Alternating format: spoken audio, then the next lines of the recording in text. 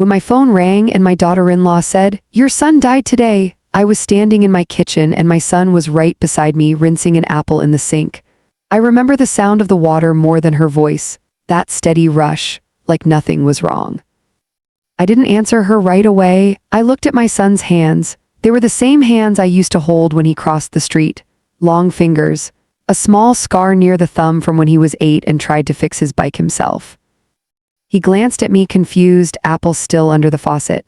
"Mom," he said. On the phone, my daughter-in-law cleared her throat. She sounded composed, too composed. She said, "I just thought you should know, there won't be anything for you, the lawyer will handle the rest." Then the line went dead. I stood there with the phone pressed to my ear, listening to silence. The kind that hums. My son reached out and touched my arm. "Who was that?" he asked. I didn't answer him. I couldn't. My mouth had gone dry like I'd swallowed dust. I lowered myself into the chair at the small kitchen table, the one with the loose leg we always meant to fix. He turned off the water and sat across from me. "Mom, you're shaking." I looked at him then. Really looked, alive, breathing, worried, and that was the moment I knew something was terribly wrong. Before all of this, my life was quiet in the way older lives tend to be, not empty, just settled. I woke up early even when I didn't need to. Made coffee strong enough to bite back, fed the stray gray cat that liked to sit on my back steps like it owned the place.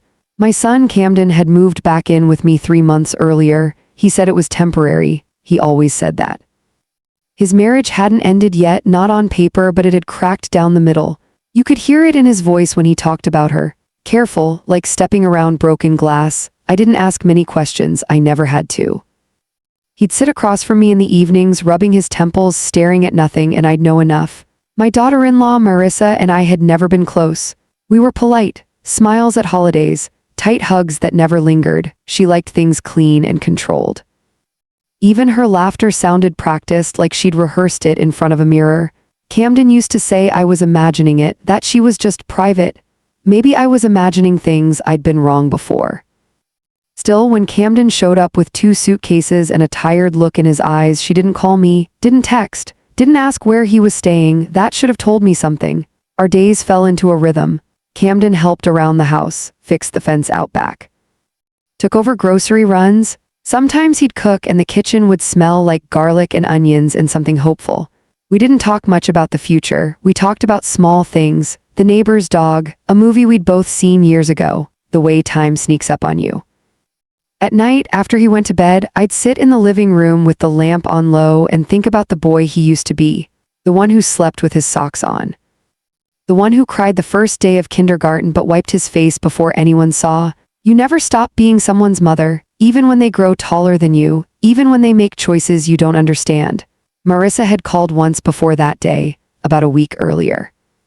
She asked if Camden was with me. Her voice had been clipped, businesslike. I told her yes. She said good and hung up. No thank you, no explanation. Camden said she was being difficult. That was his word for it, difficult. Like she was a puzzle that just needed patience. I didn't press, but the air in the house had changed after that call. Camden started checking his phone more often, leaving the room to take calls. Once I heard him arguing softly on the back porch, his voice low and urgent. When he came back in, his face was pale. "She's saying strange things," he told me. "Like what?" I asked. He shook his head. "It's nothing, I don't want to worry you." I didn't believe him, but I let it go. Mothers learn when to speak and when to stay quiet. Sometimes we choose wrong. The morning Marissa called to tell me my son was dead, the sky was gray and heavy, rain threatening but never falling. Camden had slept late. I was making oatmeal, stirring it slowly, thinking about nothing in particular. When the phone rang, I almost didn't answer it. I wish I hadn't. After the call ended, Camden sat across from me, his brow furrowed, watching me like I might disappear. "Mom," he said gently. "What did she say?" I swallowed, my throat hurt. "She said you died." He laughed at first, a short, disbelieving sound, then he stopped when he saw my face.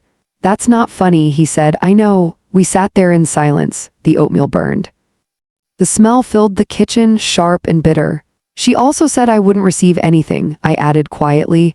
Camden leaned back in his chair, running a hand through his hair. "That doesn't make sense. I'm right here." "Yes," I said, "you are." But even as I said it, a cold feeling settled in my stomach. Not fear, not yet, something else. Certainty, because people don't make calls like that by accident. And Marissa was not a careless woman. That was the day I realized the story I thought I knew about my son's marriage was only the surface. That beneath it, something deliberate was unfolding. Something planned. I didn't know what she'd done, or why, but I knew one thing for sure. She had already started a story where my son was gone, and she hadn't counted on me listening closely enough to notice. The rest of that morning passed in a strange, careful quiet. Camden kept glancing at his phone like it might ring again and explain everything. It didn't. I washed the burned pot and scrubbed harder than necessary, my hands moving on their own. Outside, the sky stayed the same dull gray as if it was waiting for permission to change. We didn't talk much at first. Not because we didn't want to, but because we didn't know where to start. Finally, Camden broke the silence. "Mom," he said, slow and cautious, "what exactly did she say?" I dried my hands on a towel and sat across from him again. The chair creaked under me. That sound felt louder than it should have. "She said you died today," I repeated. "She said I wouldn't receive anything, that the lawyer would handle the rest." Camden stared at the tabletop. There was a long scratch down the middle from when we moved the refrigerator years ago. He traced it with his finger. He stopped, tried again. "That's not normal." "No," I said, "it is." He exhaled slowly like he was letting air out of a balloon, one careful breath at a time. "She's been saying strange things lately. But this," he shook his head, "this is something else." I waited, let him speak when he was ready. "She's been asking about my accounts," he said. "My life insurance, my retirement, things like that. I thought it was just part of the separation. Lawyers, paperwork." My chest tightened. "And you told her some of it," he admitted. "Not everything. I didn't think." He stopped again, frustration flickering across his face. "I didn't think she'd do something like this." I leaned back in my chair. The room felt smaller suddenly. Like the walls had crept in overnight. "She told people you were dead," I said quietly. "People don't say that unless they want it believed." Camden looked up at me then. His eyes were wide, unsettled. "You think she's lying to someone else too?" "I think," I said carefully, "that she's building a version of events that suits her." We sat with that thought between us. After a while, Camden stood and began pacing the kitchen. He did that when he was overwhelmed. Same as when he was a teenager waiting for exam results or news from a girl he liked. Some habits never leave us. "I should call her," he said, "confront her." I shook my head. "Not yet." He stopped pacing. "Why not?" "Because if she's already telling people you're dead," I said, "then she thinks she's ahead of us. And people who think they're ahead tend to reveal more when they aren't challenged too soon." He considered that, then nodded slowly. "You've always been smarter about these things than me," he said. That wasn't true, but I appreciated the faith. The rest of the day I paid attention in a way I hadn't before. Every detail, every small shift in Camden's mood, every time his phone buzzed, my heart jumped. In the afternoon, he received a message. Not from Marissa, from his cousin Ellen. "I'm so sorry. If you need anything, let me know." Camden stared at the screen like it had insulted him. "Sorry for what?" he muttered. I didn't answer. I already knew. By evening, more messages came. Quiet condolences wrapped in confusion. "I just heard. This must be so hard for your mom. We're praying." Camden's hands trembled as he typed responses. "I'm not dead," he wrote, over and over again. "I'm fine. I'm alive." Some people replied with relief, others didn't reply at all. That's when the fear arrived, not loud, not dramatic, just a steady realization settling into my bones. Marissa hadn't just told me, she told others. That night, Camden didn't sleep. I heard him moving around in his room, opening drawers, closing them. Once I heard him sit down heavily on the bed. I stayed awake too, listening to the house breathe. Old houses have a sound to them, a settling, a shifting. It felt like the walls were holding secrets. In the early hours of the morning, Camden came into the living room where I sat with a blanket around my shoulders. "She posted something," he said. My stomach dropped. "Posted?" He handed me his phone. It was on social media. A simple message, clean, controlled. "Today I lost my husband. Please respect my privacy during this difficult time." No name, no details, just enough to feel real. I handed the phone back slowly. "She's claiming widowhood," I said. Camden sank into the chair beside me. Why would she do this? I thought of all the times Marissa had watched people, listened, filed things away, the way she liked being the center of sympathy without ever appearing needy. "Because it gives her something," I said, "and because she thinks you can't stop her." He looked at me sharply. Ka. She thinks I corrected that you won't. The next day the lawyer called, not ours, hers. Camden put the call on speaker. His hands were steady, but I could hear the tension in his breathing. This is regarding the estate of Camden Harper, the lawyer said. I am Camden Harper, my son replied. There was a pause on the other end, a long one. That's unexpected, the lawyer said carefully. I leaned forward. Unexpected is one word for it. Camden explained, calmly, factually, that he was alive, that there had been no accident, no hospital. No death certificate. The lawyer apologized, said there must have been a misunderstanding, promised to look into it. When the call ended, Camden stared at the phone like it had betrayed him. She's gone further than I thought, he said. Yes, I replied, she has. Over the next few days, pieces of the puzzle began to surface, slowly, like debris floating up after a storm. Marissa had contacted Camden's workplace, told them he'd passed suddenly. They'd sent flowers, put together a card, taken up a small collection for funeral expenses. She decontacted his bank. Claimed she was the surviving spouse handling urgent matters. She de-told extended family, old friends, people who wouldn't question it. She de-created a vacuum where Camden no longer existed. Watching my son realize this was like watching someone discover their reflection had been erased. He grew quieter, more guarded. Like he was afraid to take up space. This feels illegal, he said one evening. It is, I replied, but it was more than that. It was personal. The worst part wasn't the money or the lies or even the audacity. It was the way she'd tried to erase him. My son, the boy I gave birth to, the man sitting in my living room, reduced to a convenient absence. One afternoon, Camden received a call from Marissa. He answered it without looking at me. What are you doing? He asked her. Her voice was calm, almost tender.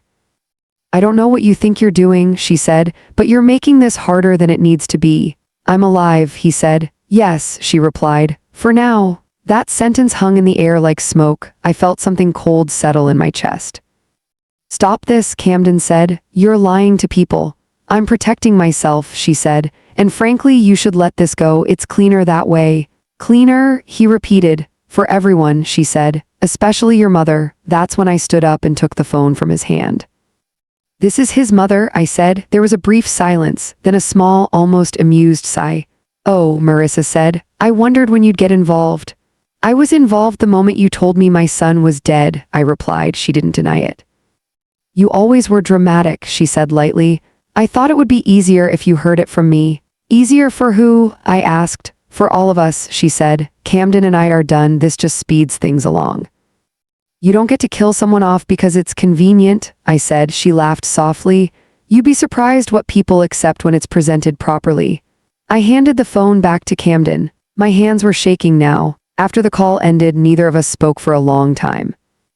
Then Camden said very quietly, she's not going to stop. No, I agreed, she is. And that was the moment I realized something important. This wasn't just about correcting a lie, it was about reclaiming a truth before it hardened into something permanent.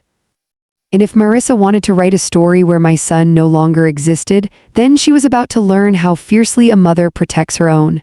After that phone call, the house felt different. Not louder, not quieter, just aware, like it was listening to us. Camden stayed home from work the next day. His supervisor insisted, half out of concern, half out of confusion. Officially, they needed time to clarify the situation. Unofficially, no one knew how to behave around a man they'd already mourned. I made breakfast we barely touched. Eggs went cold on the plates, toast sat untouched, butter melting into itself. I feel like a ghost, Camden said suddenly. I looked up from my coffee. What do you mean? People keep apologizing, he said. Like I came back wrong, like I'm an inconvenience. I reached across the table and put my hand over his. His skin was warm, solid. You're not a ghost, I said. You're here. He nodded, but his eyes didn't lift. That afternoon, the mail came. Most of it was junk, flyers, bills, a catalog I hadn't ordered. Then I saw an envelope with Camden's name on it. Thick, official. The return address belonged to a financial institution he hadn't used in years. I felt a small warning stir in my chest. Camden, I said, this came for you. He took it, frowning, opened it slowly. Inside were copies of documents, forms, requests, a letter explaining that changes had been initiated on his accounts following notification of his death. Notification. Camden laughed then, a sharp, broken sound. She filed paperwork, he said. She actually filed paperwork. My jaw tightened. On what authority? As my widow, he said flatly. He read the letter again, his face drained of color. She requested expedited processing, he added, citing financial hardship. I closed my eyes briefly. There it was, the first clear shape of her intention. This wasn't grief. This wasn't confusion. This was a strategy. We spent the rest of the day making calls. Camden contacted the bank, his employer, the insurance provider. Each conversation followed the same pattern: polite disbelief, careful apologies, requests for proof, as if being alive was something you had to document. At one point, a woman on the phone asked Camden if he could come in person. I'm right here, he said. I can come today. There was a pause. Bring identification, she said gently. After he hung up, Camden rubbed his face with both hands. I didn't know someone could do this, he said. Just declare you gone. They can, I replied, if they think no one will challenge them. That night I barely slept. I kept replaying Marissa's words in my mind. For now, she hadn't sounded angry or desperate. She sounded confident, and that frightened me more than shouting ever could. The next morning, Camden left early to handle things in person. I stayed home, pacing between the kitchen and living room, checking my phone too often. Around noon, it rang. It was my sister, June. I didn't want to bother you, she said cautiously, but I thought you should know what people are saying. What people? I asked. She hesitated. At church. My stomach clenched. What are they saying, June? That Marissa is devastated, she said. That she's handling everything alone. That you're in denial. I stopped pacing. In denial, I repeated. Yes, June said softly. Some think you haven't accepted Camden's death. I laughed. I couldn't help it. It bubbled up, sharp and humorless. I made him coffee this morning, I said. He kissed me on the cheek before he left the house. There was silence on the line. Oh, June said finally, then something's very wrong. Yes, I said, it is. By the time Camden returned that evening, his shoulders were slumped, not from defeat but from exhaustion. They froze everything, he said, until it's resolved. That's good, I replied. It's humiliating, he said. I had to prove I wasn't dead. I poured him a glass of water and watched him drink it slowly. They took copies of my ID, he continued, asked questions. A lot of questions. About what? I asked. About Marissa, he said. About our separation, about whether she'd mentioned anything unusual. And, I prompted. They said they'd seen cases like this before, he said. Usually tied to money or control. That word again, control. Later that night, Camden received another message. This one from a distant relative. I didn't want to say anything earlier, but Marissa asked me not to contact you. She said it would upset you. Camden showed it to me. She's isolating the narrative, I said, deciding who hears what. So what do? He asked. I thought for a long moment. We stop reacting, I said, and we start documenting. Over the next few days, that's exactly what we did. We kept records of every call, every message, screenshots of her posts. Copies of the paperwork she'd filed. Camden requested official statements from institutions confirming that he was, in fact, alive. It felt absurd, but it was necessary. One evening, as we sat surrounded by folders and papers, Camden looked up at me. She hasn't tried to contact me again, he said. No, I agreed. She doesn't need to. What do you mean? She's waiting, I said, seeing if this settles into truth on its own. And if it does, then she wins, I said simply. He swallowed. A few days later, Marissa made her next move. She filed for an emergency hearing. Camden found out when a courier showed up at the door with documents in hand. I watched his face as he read them. She's requesting spousal access, he said, claiming unresolved matters due to my absence. Absence? She's doubling down, I said.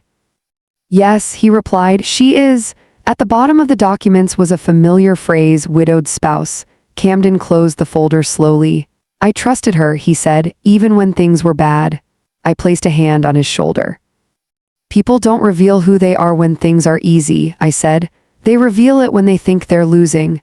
That night, Camden finally told me the things he'd held back, about the fights, about her need to control outcomes, about the way she hated uncertainty. She used to say, he told me, that life was a story and whoever told it best got believed. I felt a chill. The next morning I received a call of my own. It was from a woman I didn't recognize. I'm calling regarding Camden Harper, she said. I'm assisting Marissa with estate matters. There is no estate, I replied calmly, because my son is alive. There was a pause. Yes, the woman said slowly. We're aware of the dispute. It's not a dispute, I said. It's a lie. Another pause. Then she said, Mrs. Harper, may I ask, why do you think your daughter-in-law would do this? I thought of Marissa's voice, her calm certainty, her belief that stories once told couldn't be undone, because she thought no one would stop her, I said. When the call ended, I felt something shift inside me, not anger, resolve. Marissa had underestimated something fundamental. She thought this was about paperwork, about timing, about narrative control. She hadn't accounted for persistence, for memory. For a mother who had watched her son learn to speak and would not let him be silenced now. That evening, Camden and I sat together at the kitchen table, documents neatly arranged. I don't want revenge, he said quietly. I just want my life back. I nodded. And you'll have it, I said, but first we tell the truth clearly, publicly, and without fear. He met my eyes. Are you ready for that? He asked. I thought of the phone call, the words she'd chosen, the certainty in her voice. I've been ready since the moment she told me you were dead, I said. And in that moment I knew the next chapter of this story would not belong to her. The court date came faster than I expected. Not because the system was efficient, but because Marissa had pushed for urgency. She always liked things to move when she was ready. Camden received the notice on a Thursday afternoon. The hearing was set for the following Monday, 3 days to prepare to prove he existed. I watched him read the papers in silence. When he finished, he folded them neatly, placed them on the table, and leaned back in his chair. She's serious, he said. Yes, I replied. She always was. That weekend felt suspended in time. Like the air before a storm that never quite breaks. Camden met with a lawyer on Saturday morning, a quiet man with careful eyes who listened more than he spoke. When Camden explained everything from the phone call to the paperwork, the lawyer didn't interrupt. He only nodded, occasionally jotting something down. Finally, he looked up. This isn't just civil, he said. There may be criminal implications. Camden exhaled slowly. I don't want to destroy her. You're not, the lawyer replied. You're responding to her choices. That distinction mattered. On Sunday night, I laid out Camden's clothes for court like I used to when he was a boy before school trips. Nothing fancy, clean, presentable, real. I can do it myself, he said gently. I know, I replied. Let me. He didn't argue. That night I barely slept. My mind kept replaying Marissa's voice. Calm, certain, like someone who had already rehearsed the ending. Monday morning arrived cold and clear. The courthouse smelled like old paper and disinfectant. The floors echoed with footsteps and murmured conversations. Camden walked beside me, shoulders straight, jaw set. People stared, not openly. Not rudely, but with curiosity. Whispers followed us down the hallway. Isn't that? I thought no, that can't be. Camden kept walking. Marissa was already there when we entered the courtroom. She wore black, tasteful, modest. Her hair was pulled back neatly. She looked like a woman in mourning. When she saw Camden, her expression flickered just for a second. Surprise, then control slid back into place. She didn't look at him again. The judge entered. Everyone stood, sat, stood again. The ritual felt surreal, like we were playing parts in a play written by someone else. Marissa's attorney spoke first. He described a grieving widow, sudden loss, emotional distress, urgent need to settle affairs. I watched Marissa as he spoke. Her face was carefully composed. Eyes lowered, hands folded. Then Camden's lawyer stood. Your Honor, he said calmly, my client is present in this courtroom. A murmur rippled through the room. Marissa looked up.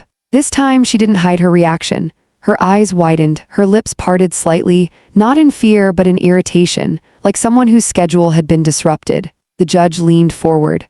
Mr. Harper, he said, looking directly at my son. Is that you? Yes, Your Honor, Camden replied. His voice was steady. The judge adjusted his glasses. And are you alive? There it was, the question that shouldn't have needed asking. Yes, Camden said, I am. The courtroom went quiet. Marissa's attorney cleared his throat.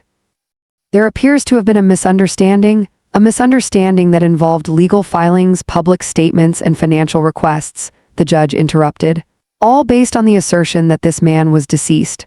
Marissa finally spoke. I believed he was gone, she said softly. He disappeared. He stopped communicating. Camden flinched. That's not true, he said. I told you where I was. I told you I needed space. You vanished, she insisted. I panicked. I felt something stir inside me. The judge raised a hand. Mrs. Harper, he said. On what basis did you believe your husband was dead? She hesitated. I received information, she said. What information? The judge asked. She glanced at her attorney. He stood. Your Honor, my client acted under emotional distress. There was no malicious intent. Camden's lawyer stood again. We have evidence, he said, that Mrs. Harper informed multiple parties of my client's death without verification, including his employer, his bank, and extended family. The judge nodded slowly. Mrs. Harper, he said, did you attempt to confirm your husband's death through official channels? Marissa swallowed. No, she admitted. The silence that followed was heavy. I watched her then, really watched. She wasn't grieving, she was calculating. The judge dismissed the emergency request, froze all proceedings, ordered an investigation. As we stood to leave, Marissa finally looked directly at me. Her eyes were cold. You didn't have to humiliate me, she said quietly. I met her gaze. You humiliated yourself the moment you decided my son was expendable, I replied. She looked away. Outside the courthouse, reporters waited, cameras, microphones, questions shouted into the cold air. Camden froze. I stepped slightly in front of him. No comment, I said firmly. We walked past them, our footsteps steady. In the car, Camden sat silently, staring out the window. I didn't recognize her, he said finally. I did, I replied. I just hoped I was wrong. Over the next few weeks, the story spread, not the one Marissa wanted, the real one. Institutions reversed their actions, apologies were issued, flowers were returned awkwardly, donations were refunded. Marissa's social circle grew quieter, friends stopped calling, invitations disappeared, whispers replaced sympathy. She tried once more to contact Camden. He didn't answer. I heard later that she told people she'd been misunderstood, that she'd acted out of fear, that she'd loved him too much to let go. Some believed her. Most didn't, because truth has a way of settling slowly but firmly into the cracks left by lies. One evening, Camden sat across from me at the kitchen table. The same scratch. I feel tired, he said. Not relieved, just tired. That's normal, I replied. You carried something heavy for a long time. He nodded. She tried to erase me, he said. And I let her control the narrative longer than I should have. You trusted, I said. That's not a flaw. He looked up at me. Thank you, he said, for standing in front of me. I reached across the table and squeezed his hand. Always, I said. Outside, the sky darkened. The stray gray cat appeared on the back steps, waiting to be fed. Life quietly went on, but something had shifted. Marissa no longer controlled the story, and Camden, my son, had taken his place back in the world, not loudly, not dramatically, just by existing. After the court hearing, people assumed everything would go back to normal. They were wrong. Normal doesn't return after something like that. It reshapes itself, quietly, like water finding a new path. Camden went back to work, but not in the same way. His coworkers treated him carefully, like he might shatter if they spoke too loudly. Some avoided eye contact. Others overcompensated, asking if he was really okay, as if the answer might change by the end of the day. I feel like a rumor with a pulse, he told me one night. I understood what he meant. He had been reduced to a story once. Now people didn't know how to see him as a person again. Marissa, on the other hand, did not fade quietly. She filed statements. Appeals, explanations, not to the court, those went nowhere, but to people, emails, messages, carefully worded notes that sounded reasonable at first glance. I was misled, I acted out of fear. I never meant harm, she never said she lied. That omission mattered. One afternoon, Camden received a message from an old friend. She said you abandoned her, that she didn't know where you were. Camden stared at the screen for a long time. That's how she's reframing it, he said. I didn't disappear, I left. Yes, I replied. And there's a difference. But people don't like complicated truths, he said. They prefer simple villains. I nodded, which is why you don't try to convince everyone. So what do I do? He asked. You live, I said, consistently, quietly, honestly. That advice came from years of watching lies exhaust themselves. Marissa made one last attempt to pull me into her version of things. She showed up at my door. It was early evening. The sun low. The light slanted through the living room window just as I heard the knock. I knew it was her before I opened the door. She stood there, hands clasped, eyes rimmed with red, not crying, prepared to cry. May I come in? She asked. No, I said. She blinked, surprised. I just want to talk, she said. You've talked enough, I replied. She sighed, the sound carefully calibrated. I never wanted this to become public, she said. I never wanted to hurt Camden. You told the world he was dead, I said. You don't get to claim innocence now. Her jaw tightened. He left me, she said. He vanished. He told you where he was, I replied. He told you he needed space. You don't know what it was like, she said, being left, watching everything slip away. I looked at her then, really looked. For the first time I saw something underneath the control. Fear. But fear does not excuse cruelty. You could have walked away, I said. You chose to rewrite him out of existence instead. Her eyes filled then, real tears this time. I loved him, she whispered. Love doesn't erase, I said, it acknowledges. She looked past me into the house. Is he here? She asked. No, I said, and even if he were, this conversation wouldn't change anything. She nodded slowly. I didn't think you'd be this hard, she said. I didn't think you'd be this dishonest, I replied. She left without another word. I closed the door and leaned against it, my heart pounding. That night Camden listened quietly as I told him what happened. She still wants control, he said. Yes, I replied, but she's lost her leverage. Over time, consequences settled in, not dramatically, but thoroughly. Her credibility suffered. People questioned her stories. Invitations dried up. The quiet distance she once cultivated turned into isolation. Camden, meanwhile, began to rebuild, not all at once, in pieces. He started taking long walks in the evenings, came back with his shoulders looser, his thoughts quieter.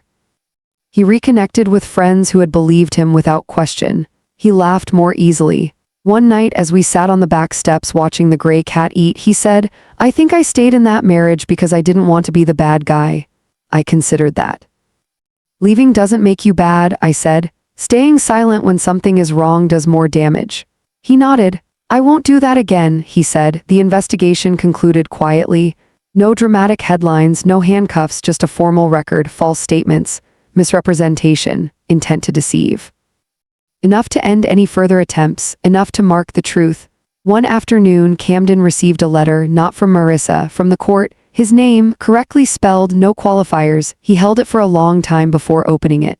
It feels strange, he said, seeing my name without an asterisk. I smiled. That's because you're not a footnote, I said. He laughed softly.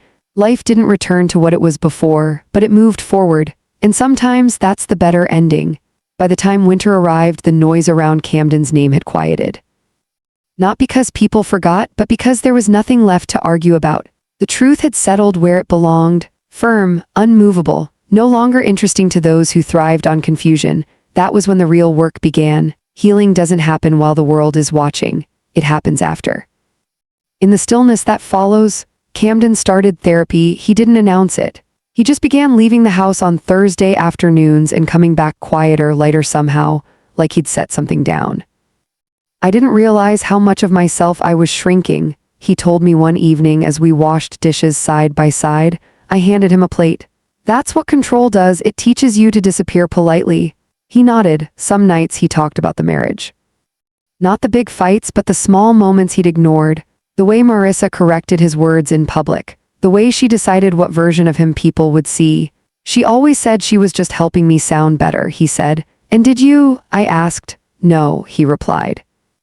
I sounded less like myself. That was a loss deeper than any money. For me, the healing came differently. I stopped replaying the phone call in my head, stopped imagining alternate responses, stopped wondering if I could have prevented any of it. You can't undo another person's choices. You can only respond to them with clarity. One afternoon, I ran into Marissa's mother at the grocery store. She looked tired, older than I remembered. I'm sorry, she said quietly, for everything. I studied her face, saw the weight of association she now carried. I know you didn't do this, I said, but I hope you understand why I can't pretend it didn't happen. She nodded. I do. We stood there for a moment between shelves of canned soup and dry pasta, two women connected only by the choices of someone else. Then she walked away. Camden eventually moved out, not abruptly, not angrily, just ready. We packed his things over several weekends. Labeled boxes, folded clothes, sorted old memories. He found a photo of himself at 10 years old, missing 2 teeth, grinning like he'd won something. Do you think she ever knew this version of me? He asked. Yes, I said. She just didn't want to share him. He smiled sadly. On moving day, the house felt larger than it had in months. Empty rooms echoed differently. Before he left, Camden hugged me tightly. I don't know what would have happened if I hadn't been here, he said. You are always welcome, I replied, in every version of yourself. After he drove away, I sat alone at the kitchen table. Table, the same scratch, but it didn't feel haunted anymore. Time passed. Spring came, the gray cat disappeared one day and never came back. I hoped it found a warmer place or someone who fed it better. Camden visited often. He looked healthier, more present. He spoke about the future without hesitation. I'm dating, he told me one afternoon. I raised an eyebrow. Already? He smiled. Carefully. That was the right word. As for Marissa, I heard little, and that was how I preferred it. One day, months later, I received a letter from her, no return address. Inside was a single page. I never meant for things to go that far. I lost myself. I read it once, then again. There was no apology, no ownership, just explanation. I folded the letter and placed it in the drawer where old manuals and spare keys lived. Some things don't deserve response. That night, as I lay in bed, I thought about stories, how some people believe they can control them, shape them, erase inconvenient parts, but stories are made of people, and people leave marks. Marissa had tried to erase my son. Instead, she revealed herself. And that, in the end, was the truth that mattered most. By the time summer settled in, I noticed something unexpected. I wasn't angry anymore, not at Marissa, not at the situation. Anger burns hot, but it burns out. What remained was something steadier. A kind of clarity that comes when you stop asking why and start accepting what is. Camden came over one evening with a paper bag from the bakery on Main Street. The smell of fresh bread filled the kitchen before he even set it down. I thought you'd like this, he said, pulling out a loaf still warm to the touch. I do, I replied, very much. We ate in companionable silence, tearing pieces off with our hands. No rush, no heaviness. He watched me for a moment. You're different, he said. I smiled. So are you, he nodded, but you seem lighter. I thought about that. I think I stopped carrying something that wasn't mine, I said. That night after he left, I sat alone on the back steps. The air was thick with the sound of cicadas. Somewhere down the street, a radio played an old song, the kind that reminds you of who you used to be. I realized then how close I'd come to letting bitterness take root. It would have been easy, justified even, but bitterness asks for too much. It wants to live in you rent-free, shaping your days around old wounds. I chose not to give it that kind of power. A few weeks later, I ran into Marissa one last time. It was at the post office. An ordinary place, neutral ground. She looked different. Not undone, but less certain. Her posture was still straight, but her eyes darted when she saw me. For a moment, neither of us spoke. Then she said, I heard Camden's doing well. Yes, I replied, he is. She nodded, swallowing. I never wanted to be the villain, she said. I studied her face, the careful lines, the restraint. Most people don't, I said, but wanting isn't the same as choosing. Her lips pressed together. I lost everything, she said quietly. I didn't argue. You lost control, I corrected. There's a difference. She flinched slightly as if struck. I don't expect forgiveness, she said. I just wanted you to know I see it now. I thought of the letter, the half acknowledgement, the distance between understanding and accountability. I hope you do, I said honestly. For your own sake. We stood there, the hum of fluorescent lights overhead, envelopes sliding across the counter behind us. Then she turned and walked away. I watched her go, feeling no triumph, no satisfaction, just finality. That evening, Camden called me. I saw her today, he said. So did I replied. There was a pause. I don't hate her, he said, and that surprises me. It shouldn't, I said. You survived her. You don't need to punish her to move on. He exhaled. I'm glad you were the one who answered that call, he said suddenly.